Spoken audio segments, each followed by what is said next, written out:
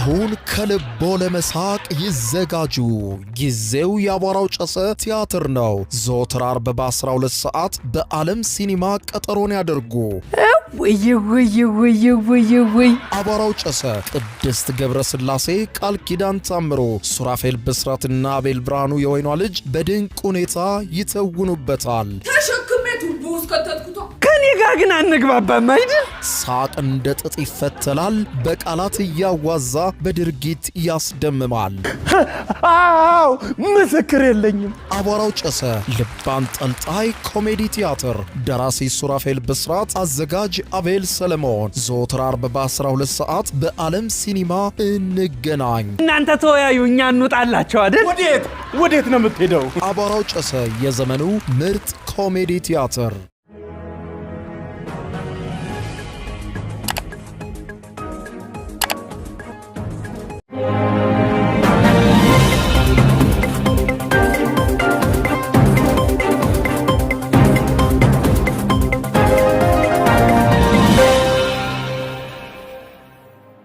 ጤና ይስጥልኝ ክቡራትና ክቡራን የዩቲዩብ ቻናል ቤተሰቦች፣ የሰዓቱን አጫጭር ሰበር መረጃዎች ይዤ ቀርብ ያለው። በርከት ያሉ ሰበር መረጃዎች ዩቲዩብ ላይ ሲጫኑ ቀድሞ ለእናንተ የማስታወቂያ መልእክት ወይም ኖቲፊኬሽን እንዲደርሷችሁ የዩቲዩብ ቻናሌን ሰብስክራይብ በማድረግ የደወል ምልክቷን መጫን አትዘንጉ።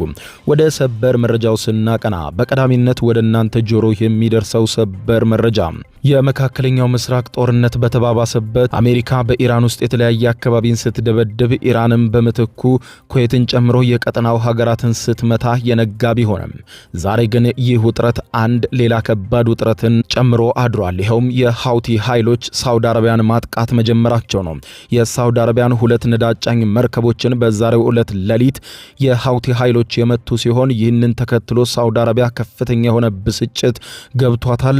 በቀይ ባህር ላይ አንድም የሳውዲ አረቢያ ብቻ ሳይሆን ከሳውዲ አረቢያ ጋር ማንኛውም ግንኙነት ያለው መርከብ አያልፍም ያሉት ሃውቲዎች መርከቦችን ማጥቃት መጀመራቸው ሳውዲ አረቢያን ክፉኛ አስደንግጧል።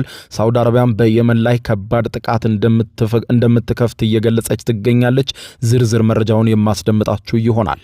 በሌላ በኩል አሜሪካና ሳውዲ አረቢያ የኒውክሌር ስምምነት መፈራረማቸው ቀጠናው ላይ በከፍተኛ ሁኔታ መነጋገሪያ የሆነ ዜና ነው። ከቀናት በፊት እንደምታስታውሱት በሰበር ዜና ወደ እናንተ እንዳደረስኩት የአሜሪካው ፕሬዝዳንት ዶናልድ ጄ ትራምፕ ለኢራን ኒውክሌር እንድታበለጽግ ዩራኒየም እንድታብላላ ፈቃድ መስጠታቸው ተዘግቦ ነበር። የእሳቸውን ፊርማ እየተጠበቀ ነው ተብሎ ነበር።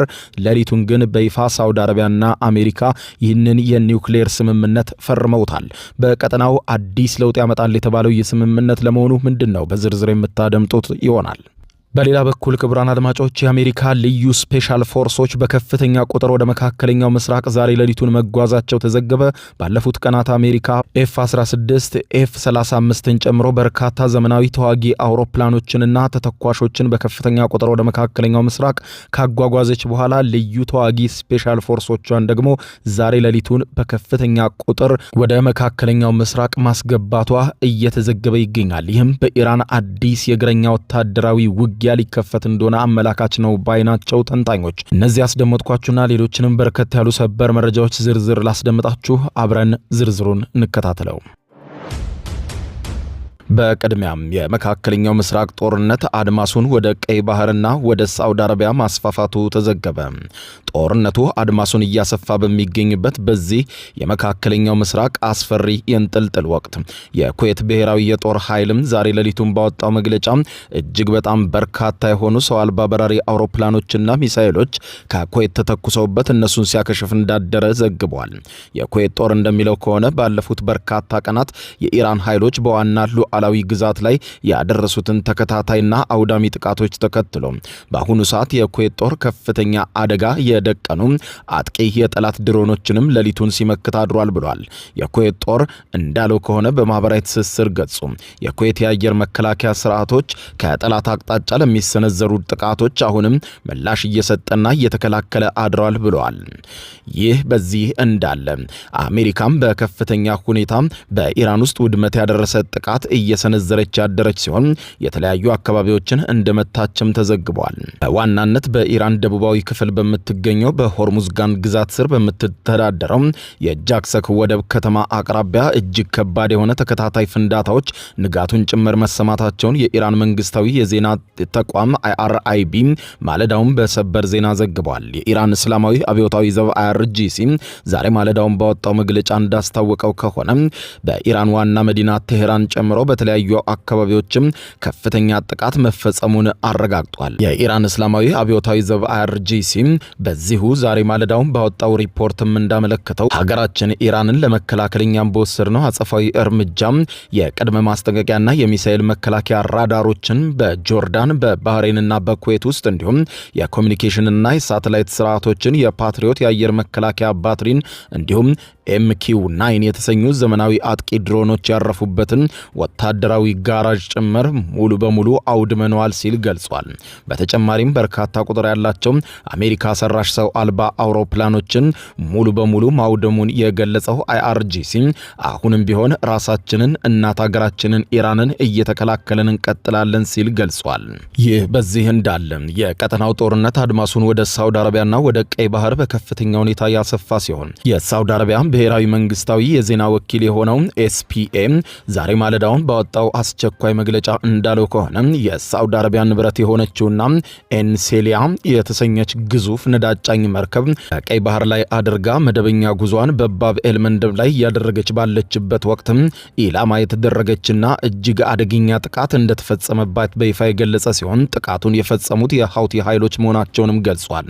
የዜና ወኪሉ በሳውዲ አረቢያ የጠቅላላ ትራንስፖርት ባለስልጣን ውስጥ የሚገኙ ከፍተኛ ይፋዊ ምንጭን ዋቢ አድርጎ እንደዘገበው ይህ ያልተጠበቀ በሳውዲ ላይ በዛሬው ዕለት ሌሊት የተሰነዘሩት ጥቃቶች በመርከቧ የፊት ክፍል ላይ ከፍተኛ የሆነ የእሳት ቃጠሎ ያስከሰቱ ሲሆን ይሁን እንጂ እኚሁ ከፍተኛ ምንጭ አክለውም ለዜና ወኪሉ እንዳረጋገጡት ሁሉም የመርከቧ የጉዞ አካላት ያለምንም ጉዳት በሰላም ከመርከቧ ላይ እንደወጡ ገልጸዋል። የሚመለከታቸው የጸጥታና የነፍስ አድን ባለስልጣናት የመርከቧንና የአባላቱን ደህንነት ለማረጋገጥ ቢሰሩም መርከቧ ከፍተኛ ውድመት ብታስተናግድም የመርከቧ አባላት ግን ጉዳት ሳይደርስባቸው ከመርከቧ ላይ ወጥተዋል ብለዋል።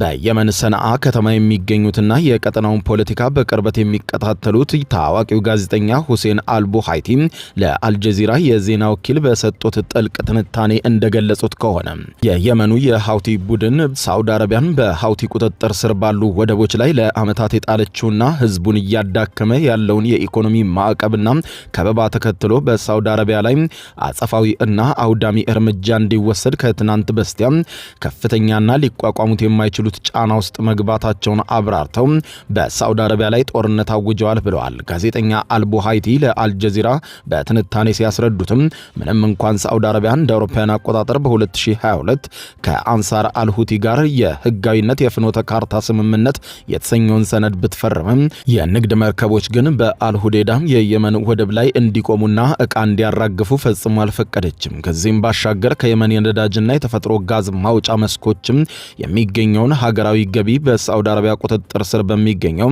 አልአህሊ ባንክ በኩል በማከማቸት ይህንኑ ገንዘብ መልሶ ሀውቲዎችን ለመውጋትና ጦርነቱን በገንዘብ ለመደገፍ ተጠቅማበታለች ሲሉ ያስረዳሉ።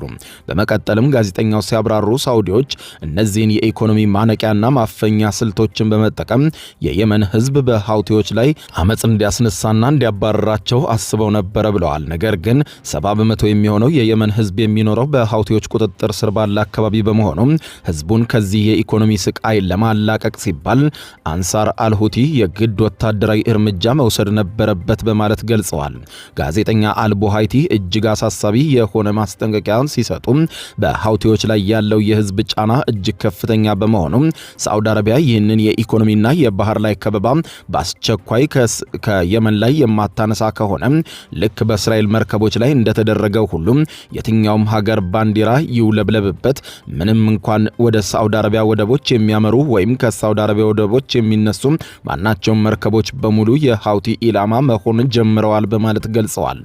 በቀይ ባህር ላይ ሁለት የተለያዩ እጅግ አደገኛ ወታደራዊ ክስተቶችም ዛሬ ሌሊቱን መከሰታቸው ተሰምቷል። የብሪታንያ የባህር ላይ ንግድ ኦፕሬሽን ማዕከል ዛሬ ማለዳውን ባወጣው መግለጫ እንዳስታወቀው ከሳውዲ አረቢያ የባህር ዳርቻ 70 የባህር ማይል ወይም ወደ 130 ኪሎ ሜትር ገደማ ርቀት ላይ አንዲት መርከብ ኢላማ እንደተደረገች የገለጸ ሲሆን በዚህ በመርከቧ ላይም ከፍተኛ የእሳት ቃጠሎ ተነስቶ መርከቧ ወድማለች ብሏል። ይሁን እንጂ ማዕከሉ ባወጣው ሪፖርት በመርከቧ አባላት ላይ ስለደረሰ የሰው ሕይወት መጥፋት ምንም አይነት ነገር አልመዘገብኩም ብሏል። በሌላ በኩል ሀውቲዎች በቀይ ባህር የሚንቀሳቀሱ ሁለት የሳውዲ አረቢያ ነዳጅ ጫኝ መርከቦች ላይ እጅግ ሰፊ የሆነ ግዙፍ ወታደራዊ ዘመቻ ማካሄዳቸውን ዛሬ ንጋቱን ሀውቲዎች አውጀዋል። አንደኛዋ መርከብ አንሴሊያ ስትባል ሁለተኛዋ ደግሞ ላይላ ትባላለች። ሀውቲዎቹ እንደሚሉት ከሆነ እነዚህ ሁለት ግዙፍ የነዳጅ ጫኝ መርከቦች በአንድ ጊዜ ለማጥቃት በርካታ የክሩዝ ሚሳይሎች፣ የባላስቲክ ሚሳይሎችና ሰው አልባ በራሪ አውሮፕላኖችን ወይም ድሮኖችን አቀናጅተው እንደተጠቀሙ በማለዳው የዜና ገጻቸው ላይ ዘግበዋል። በዚህም ምክንያት በመርከቦቹ ላይ እጅግ ግዙፍ የሆኑ እሳቶች መነሳታቸውንና መርከቦቹም ዳግመኛ ጥቅም ላይ እንዳይውሉ ሆነው መውደማቸው ተዘግበዋል። የሀውቲዎች ቡድን ይህንን ጥቃት የገለጸው በሳውዲ አረቢያ ላይ የተከፈተ አጸፋዊ የበቀል ዘመቻ አድርጎ ገልጾታል። እነርሱም ይህንን ስትራቴጂ ከበባን የመመከት ነው በማለት የገለጸው ሀውቲዎች ሳውዲ አረቢያ በየመን ሕዝብ ላይ እጅግ የሆነ አሳዛኝ የኢኮኖሚና ወታደራዊ ከበባ መጣል ከጀመረች 12 ዓመታት እንዳለፏትና ሁኔታውን በትዕግስት ስመለከት ቆይቻለሁ። አሁን ግን ራሷ ሳውዲ አረቢያ ላይ ከበባ ከፍቻለሁ ብሏል ሀውቲ።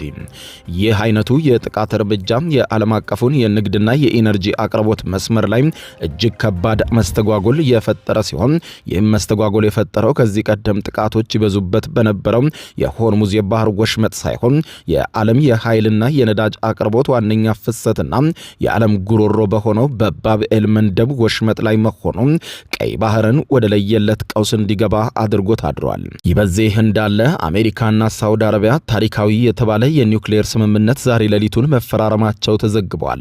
የፕሬዝዳንት ዶናልድ ጄ ትራምፕ አስተዳደር ከቀናት በፊት በነበረው የዜና ዘገባዊ ወደ እናንተ እንዳደረስኩት ሳውዲ አረቢያ የኒውክሌር ኃይልን እንድታበለጽግ ስምምነት ላይ መደረሱንና የትራምፕ ፊርማ ብቻ እየተጠበቀ እንደነበር መዘገቡ አይዘነጋም። ይህንን አዲስ ስምምነት የሰላማዊ የኒውክሌር ትብብር ስምምነት በማለት የጠራው የትራምፕ አስተዳደር ይህ ስምምነት አሜሪካ ከሳውዲ አረቢያ ጋር ለሚቀጥሉት በርካታ አስርት ዓመታት ለምታደርገው በቢሊዮን የሚቆጠር ዶላር የሚያወጣ ስትራቴጂካዊ አጋርነት ጠንካራ መሰረት የሚጥል ነው ብሎታል። በዚህ ታሪካዊ ባሉትና ዩናይትድ ስቴትስ እና ሳውዲ አረቢያ በተፈራረሙት ስምምነት የአሜሪካ ታላላቅ የቴክኖሎጂ ኩባንያዎች የኒውክሌር ቴክኖሎጂን ወደ ሳውዲ አረቢያ ወደ ውጭ መላክ የሚችሉ ሲሆን በሳውዲ አረቢያ ግዛት ውስጥም ግዙፍ የኒውክሌር መሰረተ ልማቶች እንደሚገቡና ዩራኒየም ማብላላት ሳውዲ አረቢያ እንደምትጀምር ተዘግበዋል። በሺዎች የሚቆጠሩ አዳዲስ የሥራ ዕድሎችም በዚህ ምክንያት ይፈጠራሉ ያለው የዩናይትድ ስቴትስ መንግስት ሳውዲ አረቢያ ዩናይትድ ስቴትስ የረዥም ጊዜ ስትራቴጂካዊ አጋር ስትሆን የሀገሪቱን የኤሌክትሪክ ኃይል አቅርቦት አቅም በከፍተኛ ሁኔታ ለማሳደግ እንዲህ አይነቱን የኒውክሌር ስምምነት ለረዥም ጊዜ ስትመኘው የነበረችው ነበር ተብሏል። የትራምፕ አስተዳደር በበኩሉ ይህ ስምምነት የዩናይትድ ስቴትስ በዓለም አቀፉ የሲቪል የኒውክሌር ገበያ ላይ ያላትን ተወዳዳሪነትና የበላይነት መልሶ የሚያጎናጽፋት ነው በማለት ገልጾታል። ሁለቱም ሀገራት ይህ ስምምነት የሁለትዮሽ ግንኙነታቸውን ይበልጥ ለማለሳለስና ወደ ላቀ ደረጃ ለማሸጋገር የሚረዳ መሆኑን ገልጸው ስምምነቱን ተፈራርመዋል። ከዚህ በተጨማሪ ዓለም አቀፉ የኒውክሌር ደህንነትና የጥበቃ መስፈርቶችን በሚገባ በሚያከብር እንዲሁም የኒውክሌር ጦር መሳሪያ መስፋፋትን በሚከላከለው ስምምነት መርሆች ስር በመሆን የሳውዲ አረቢያ መንግስት የዩራኒየም ማብላላት ስራውን ይጀምራል ተብሏል። ስለሆነም እዚህ ላይ የሚነሳው ትልቁና ዋናው ጥያቄ ይህ ኒውክሌር ስምምነት ለምን አሁን ቀጠናው ጭንቅ ላይ ባለበት ሁኔታ አስፈለገ የሚል ነው ሲል አልጀዚራ ትንታኔ ይጠይቃል። እንደሚታወቀው የቀድሞ የአሜሪካው ፕሬዝዳንት ጆ ባይደን ከዚህ ጋር ተመሳሳይነት ያለው ስምምነት ከሳውዲ አረቢያ ጋር ለመፈራረም ተቃርበው ነበር። ነገር ግን የባይደን አስተዳደር ስምምነት ሙሉ በሙሉ የተንጠለጠለውና የተመሰረተው በእስራኤልና በሳውዲ አረቢያ መካከል ያለው ዲፕሎማሲያዊ ግንኙነት ወደ መደበኛ ሁኔታ ሲመለስ ብቻ የሚጸድቅ በሚል በቅድመ ሁኔታ ላይ አስቀምጦት ነበር።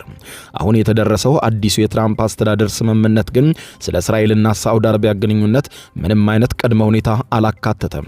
ይሁን እንጂ ሁለቱም ሀገራት ይህንን ስምምነት በመካከለኛው ምስራቅ የኒውክሌር ትብብርን ለማስፋፋት የተገኘ እጅግ ታላቅ ድል ሲሉ ሁለቱም አወድሰውታል። የሆነ ሆኖ ሳዑዲ አረቢያ አሁን ኒውክሌርን ለሰላማዊ አገልግሎት የምትጠቀምበትን ፈቃድ ከአሜሪካ አግኝታለች። በትብብርም በቀጣዮቹ ጥቂት ዓመታት ውስጥ በእጇ ታስገባዋለች። ቀጠናው እየታመሰ ባለበት ሁኔታ እዚህ የኒውክሌር ጉዳይ መነሳቱ ሁኔታውን የበለጠ ውስብስብ አድርጎታል። ይህ በዚህ እንዳለ አሜሪካ በከፍተኛ ቁጥር የስፔሻል ፎርሶቿን ወደ መካከለኛው ምስራቅ ዛሬ ሌሊቱን ማጓጓዝ መጀመሯ ተሰማ። የአራት አሜሪካውያን ወታደሮች መገደልን ተከትሎ የትራምፕ አስተዳደር በኢራን ላይ ይበልጥ ሰፊና አጠቃላይ ሁሉን አቀፍ የሆነ ወታደራዊ ዘመቻ ከእስራኤል ጋር በጋራ በመሆን ለማካሄድ እያሰላሰለ ባለበት በአሁኑ ወቅት ዩናይትድ ስቴትስ የስፔሻል ጦር ኃይሎቿን በፕሬዝዳንት ዶናልድ ጄ ትራምፕ ቀጥተኛ ትዕዛዝ መሰረት ዛሬ ሌሊቱን ወደ መካከለኛው ምስራቅ በከፍተኛ ቁጥር ማጓጓዝ መጀመሯ ተዘግቧል። ይህም በቀጠናው ያለውን ጦርነት ለማፋፋም እንዲሁም የኢራኗን ሀርግ ደሴት በወታደራዊ ኃይል ወሮ ለመያዝ የሚደረግ እንቅስቃሴ መሆኑን ተንታኞች እየገለጹ ነው። ተጨማሪ ግዙፍ ኃይሎች ወደ እስራኤል መግባታቸው የተዘገበ ሲሆን የጦር አውሮፕላኖች፣ የሕክምና ባለሙያዎችና ዘመናዊ ወታደራዊ ቁሳቁሶችን ወደ መካከለኛው ምስራቅ በከፍተኛ ቁጥር በመጓጓዝ ላይ እንዳሉም ተመልክቷል። ወሬ ሰባሪው ዘ ዎል ስትሪት ጆርናል በዛሬ ሌሊት ሰበር ዜናው እንደዘገበው የአሜሪካ ባለስልጣናትና የበረራ ክትትል መረጃዎችን ዋቢ አድርጎ ተንትኗል። ባለፈው አንድ ሳምንት ውስጥ ብቻ የአሜሪካ ልዩ ዘመቻ ወይም ስፔሻል ኦፕሬሽን ኃይሎች በዩናይትድ ስቴትስ ከሚገኙ የተለያዩ የጦር ሰፈሮች ተነስተው ወደ ቀጠናው በከፍተኛ ቁጥር እየተሰማሩ ነው ያለ ሲሆን በዛሬው ዕለት ሌሊት ግን በልዩ ሁኔታ በርካታ ሚስጥራዊ በረራዎች መደረጋቸውንና በርካታ የጦር አውሮፕላን ጓዶችም በመላው ቀጠናው ስትራቴጂካዊ በሆኑ ቦታዎች ላይ እየገቡ እንዳደሩ አመልክቷል። በዩናይትድ ስቴትስና በብሪታንያ የጦር ሰፈሮች የሚገኙ የረዥም ርቀት ተምዘግዛጊ የፈንጂ ጣይ አውሮፕላኖችን በከፍተኛ የንቃትና የዝግጁነት ደረጃዎች ላይ እንዲቀመጡ ተደርገዋል። ይህ ግዙፍ ወታደራዊ ኃይል እንቅስቃሴ በብሪታንያ የሚገኙ የቢ1 ፈንጂ ጣይ አውሮፕላኖች፣ በአየር ላይ ነዳጅ የሚሞሉ ታንከሮች በጀርመን ከሚገኘው የአየር ኃይል የጦር ሰፈር የተዘዋወሩ ሲሆን ኤፍ-16 የጦር አውሮፕላኖች በእንግሊዝ ከሚገኘው አርኤኤፍ ላክሂድ ከተባለው የጦር ሰፈር የተላኩ እጅግ ዘመናዊ የሆኑ ኤፍ-35 ድብቅ የጦር አውሮፕላኖችን ያካተተ ጭምር ወታደራዊ ዝግጅት ተጧጡፏል ብሏል። ዮርዳኖስና እስራኤል ለእያንዳንዶቹ የጦር አውሮፕላኖች ዋነኛ ማረፊያና መዳረሻ ሊሆኑ እንደሚችሉ በስፋት እየታመነበት እንደሚገኝ የተመለከተ ሲሆን በተያያዘ ዜናም ከ150 በላይ የሚሆኑ ተጨማሪ ወታደራዊ የሕክምና ባለሙያዎች በጀርመን ወደሚገኝ የላንድስቱል ሪጂናል ሜዲካል ሴንተር ደርሰዋል። ይህ ማዕከል በመካከለኛው ምስራቅ የጦርነት ቀጠናዎች ከሚገኙ የውጊያ ቀጠናዎች ተነስተው ለሚመጡ አሜሪካውያን የጦር አባላት ዋና የሕክምና አገልግሎት መስጫ ሆስፒታል ነው። የአሜሪካው መከላከያ ኃይል ፔንታጎን ስለዚህ ግዙፍ የመካከለኛው ምስራቅ የኃይል ስምሪት ምንነት ለቀረበለት ጥያቄዎች ምላሽ እንዲሰጥ ጉዳዩን ለአሜሪካ ማዕከላዊ እዝ ሴንትኮም የመራው ቢሆንም የአሜሪካ ማዕከላዊ እዝ ሴንትኮም በበኩሉም ከኦፕሬሽንና የደህንነት አጠባበቅ መርሆች አኳያ አሁን ስለምናደርገው ወታደራዊ ዝግጅት ዝርዝር መረጃ አንሰጥም ብሏል። የነጩ ቤተ መንግስት የዋይት ሃውስ ቃል አቀባይ ግን ፕሬዝዳንት ትራምፕ ሁልጊዜ ቢሆን ሁሉንም ወታደራዊና ዲፕሎማሲያዊ አማራጮች በእጃቸው ላይ ይዘዋል የሚል አጭር ምላሽ ብቻ ሰጥተዋል። ይህ ግዙፍ የወታደራዊ ኃይል ክምችትና ስምሪት የተከሰተው በዮርዳኖስ በሚገኘው የሙዋፋቅ ሳልቲ የአየር ኃይል የጦር ሰፈር ላይ የተፈጸመው ከባድ ጥቃት ተከትሎ 4 አሜሪካውያን ወታደሮች መገደላቸውን ተከትሎ ነው። የእነዚህ ወታደሮች ሕይወት ያለፈው አንድ የኢራን ሚሳኤል በጦር ሰፈር ውስጥ በሚገኝ የመኝታ ክፍላቸው ላይ በቀጥታ በመውደቁ እንደሆነ ተመልክቷል። ይህ በዚህ እንዳለ አሜሪካና እስራኤል በኢራን የሚያደርጉትን ወታደራዊ እንቅስቃሴ በተመለከተ የተለያዩ ትንታኔዎችና ማብራሪያዎች እየተሰጡ ይገኛሉ። የቀድሞው የአሜሪካ አምባሳደር የነበሩት ጆይ ሆድ አሜሪካና እስራኤል በኢራን ላይ እያካሄዱት ያለው ጦርነት እጅግ አደገኛ መልክ እየያዘ መምጣቱን አስመልክቶ ለአልጀዚራ የቴሌቪዥን ጣቢያ ዛሬ ሌሊቱን ባቀበሉት ትንታኔ ሁሉም ተፋላሚ ወገኖች ማለትም እስራኤልም አሜሪካም ኢራን ኢራንም ይህንን ግጭት ለማስቆም ወደ ድርድር ጠረጴዛ ተመልሰው ፖለቲካዊ መፍትሄ እስካልፈለጉ ድረስ ይህ ጦርነት በመጨረሻ ሁሉንም ወገን ተሸናፊ አድርጎ የሚያስቀር አስከፊ እልቂት ነው ሲሉ የሁኔታውን አደገኛነት ያብራራሉ። አምባሳደር ሁድ ለአልጀዚራ ሲያስረዱት ፕሬዝዳንት ዶናልድ ጄ ትራምፕ እስራኤል በኢራን ላይ የከፈተችውን ጥቃት በመቀላቀል ታላቅ ስህተት ሰርተዋል በማለት የሚወቅሱ ሲሆን በሌላ በኩል ደግሞ ኢራን ጎረቤቶቿን ጭምር ኢላማ በማድረግ እየወሰደች ያለው የበቀል እርምጃ ለራሷ ለኢራንም ቢሆን ምንም ፋይዳ የሌለውና ኪሳራ የሚያመጣባት መሆኑን በተግባር እያሳየች ነው ባይ ናቸው። የትራምፕ ስትራቴጂካዊ ስህተት በማለት ሲያስረዱ አምባሳደር ሁድ ሲናገሩ ዶናልድ ጄ ትራምፕ ከእስራኤል ጋር በማበር ኢራንን ሲያጠቁ የባህረ ሰላጤውን የአረብ ሀገራት ፈጽሞ ባለማማከራቸውና ይሁንታ ባለመቀበላቸው እንዲሁም የኢራን አጸፋዊ ምላሽ ምን ሊሆን እንደሚችል አስቀድመው አለማሰላሰላቸው እጅግ ግዙፍ የሆነ ስትራቴጂካዊ ስህተት ፈጽመዋል ብለዋል። ለዚያ ነው አሁን ከተቀረቀሩበት ጦርነት እንዴት መውጣት እንዳለባቸው ጭምር ፕሬዝደንቱ አላወቁም ብለዋል። ሌላኛው የኢራን የተሳሳተ ኢላማ ነው ባይ ናቸው። በሌላ በኩል ደግሞ ኢራን ዩናይትድ ስቴትስን በቀጥታና ትርጉም ባለው መልኩ መጉዳት ሲያቀታት እጇ ሊደርስበት የሚችለውን ማንኛውም አካል ላይ ሁሉም ከፍተኛ ቁጣና ጥቃት መሰንዘር ቀጥላለች ብለዋል አምባሳደሩ። ይህ ደግሞ በጣም የተሳሳተ የኢራን ስትራቴጂ ነው ባይ ናቸው። የጦርነቱ ሚዛን በተመለከተ ሲናገሩ አምባሳደሩ እንደሚሉት ኢራን እስካሁን ባደረገችው ጥቃት የአሜሪካ አውሮፕላኖችን ከመምታትና 18 የአሜሪካ ወታደሮችን ከመግደል ባለፈ አሁን ስትራቴጂካዊ ለውጥ የሚያመጣ ከባድ የሆነ ወታደራዊ ምት በአሜሪካ ላይ አላሳረፈችም ባይ ናቸው። አምባሳደር ጆይ ሁድ የኢራንን የተሳሳተ በቀል እርምጃ ዘይቤያዊ በሆነ አነጋገር ሲገልጹት ትራምፕ ጣታቸውን አይናቸው ላይ ሲነኩባቸው እነሱ ደግሞ ዞር ብለው ምንም የማያውቁትን የኩዌት ወይም የኳታርን ሰዎችን በጥፊ ይመታሉ። ይህ ደግሞ ለኢራን በፍጹም አሸናፊ የሚያደርጋት ስትራቴጂ አይመስለኝም ባይ ናቸው ስጋታቸውን ሲገልጹ። አምባሳደር ሁድ ስለሆነም አሁን ያለንበት ነባራዊ ሁኔታ እጅግ አስፈሪ ቀጠናዊ ቅርቃር ውስጥ ገብተናል ብለዋል። ውጥንቅጥ በድርድር ላይ የተመሰረተ ሰላማዊ መፍትሄ በአስቸኳይ ካልተገኘ በስተቀር ሁሉም ወገን አሜሪካ፣ እስራኤልም፣ ኢራንና የቀጠናው የአረብ ሀገራት በሙሉ ተሸናፊ ሆነው ውድመት በውድመት ላይ የሚደረብበት የእልቂት ጊዜ ሊሆን ይችላል ባይ ናቸው። ከዚህ ውጪም በሰከነ መንገድ ተቀምጠው ካልተደራደሩ በስተቀር ማንም የትኛውን የሚያክል ወታደራዊ እርምጃ ቢወስድ ምንም አይነት አሸናፊነትን በቀጠናው ሊቀዳጅ አይችልም ብለዋል። ክቡራን አድማጮች ለሰዓቱ ብታደምጧቸው መልካም ናቸው ያልኳቸው አጫጭር መረጃዎች የሰማችኋቸው ነበሩ። ከሰዓታት በኋላ በሌላ መረጃ ተመልሰን እስከምንገናኝ በያለንበት የዓለም ዳር ቸር እንቆይ።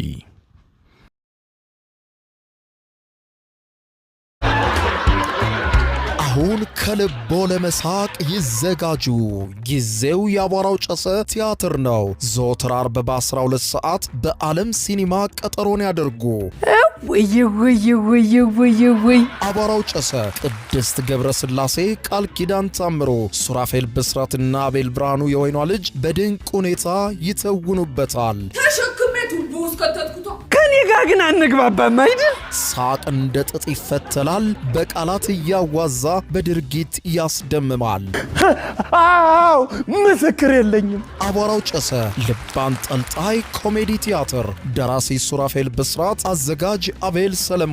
ዘወትር ዓርብ በ12 ሰዓት በዓለም ሲኒማ እንገናኝ። እናንተ ተወያዩ፣ እኛ እንውጣላቸው አይደል? ወዴት ነው የምትሄደው? አቧራው ጨሰ የዘመኑ ምርጥ ኮሜዲ ቲያትር። የዩቲዩብ የስኬት ሚስጥሮችን በዝርዝር የያዘው የአቤል ብርሃኑ የወይኗ ልጅ መጽሐፍ ሁለተኛ እትም በገበያ ላይ። ዩቲዩብ ለመጀመር በአጭር ጊዜ ስኬትን ለመቀዳጀት አስበዋል? ዩቲዩብ ብጀምር ስንት ብር አገኘሁም ብሎ አስበዋል? እንግዲያውስ በዩቲዩብ 2 የወርቅ 3 የብር ሽልማቶችን ያገኘው የአቤል ብርሃኑ የወይኗ ልጅ የዩቲዩብ ሚስጥሮች መጽሐፍ በዝርዝር ሁሉንም ያብራራሉታል። ዛሬውኑ ገዝተው ህልሞን እውን የሚያደርጉበትን የዩቲዩብ የስኬት መንገድ ይጀምሩ። በሀገር ቤት አከፋፋይ አዲስ አበባ ሜክሲኮ ኮሜርስ መጽሐፍት መደብር። በውጭ ሀገራት ለምትገኙ ከአማዞን ላይ ብታዙ በቀናት ውስጥ ደጁ ይደርሳል። የአማዞን ሊንኩን እዚህ ቪዲዮ ኮሜንት ላይ ያገኙታል። የዩቲዩብ ሚስጥሮች፣ ዘመኑ ጋር ተፈላጊ መጽሐፍ።